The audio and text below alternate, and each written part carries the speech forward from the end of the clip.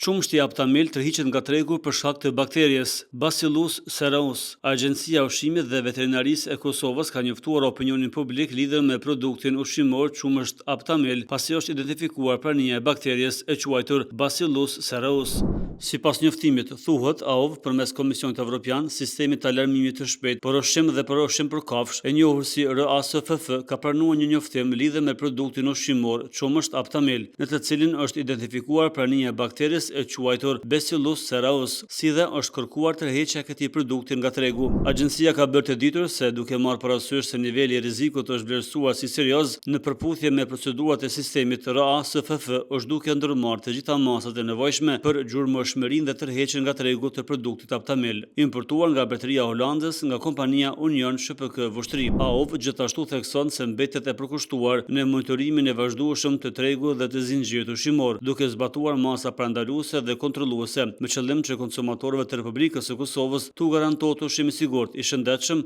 dhe në përputhje me standardet kombëtare dhe ndërkombëtare të sigurisë ushqimore. Konsumatorët që posedojnë produktin Aptamil rekomandohen ta kthejnë në pikën e blerjes ose të mos e përdorin deri në njoftimin e mëtejshëm.